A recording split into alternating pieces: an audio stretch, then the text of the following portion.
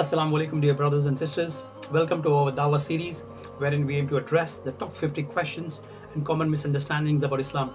May Allah guide us all. The third question in this series is: isn't it true that Islam is an Arab religion? This mistaken assumption is possibly based on the fact that Prophet Muhammad was an Arab, that most of the first generation of Muslims were Arabs, and that the Quran is in the Arabic language. But in actual fact, only about 18% of Muslims in the world today are Arabs.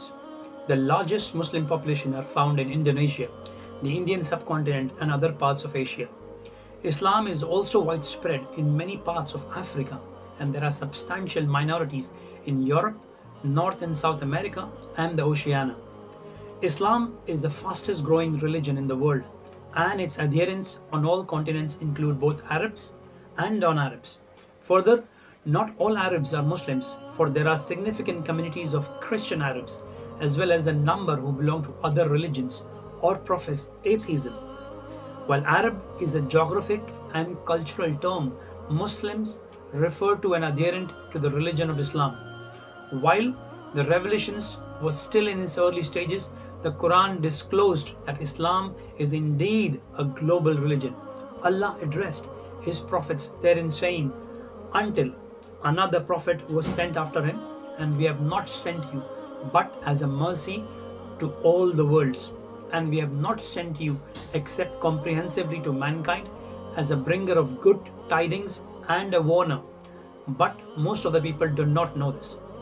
Islam is meant for all people, regardless of race, nationality, cultural or religious background. From the commencement of his mission, the Prophet's companions came from a wide range of lands and races. Among them was an African, a Byzantine, a Persian, and a Jewish scholar. All were united in the brotherhood of faith. There are many references in the Quran to the universal nature of Islam. It is frequently addresses humanity, saying, "O mankind," or "O people." The Prophet, his companions, and their followers made every effort to spread the message of truth to all nations and people.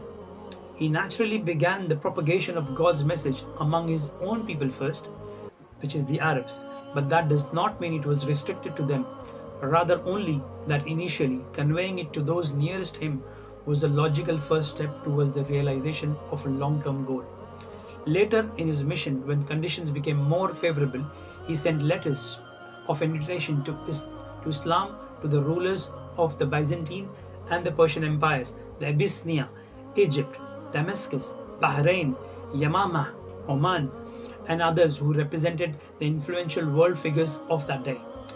Whatever their response to it, the Prophet's message was fully acknowledged by the major powers of his time. Thank you. Be well. Assalamu alaikum wa rahmatullahi wa barakatuh.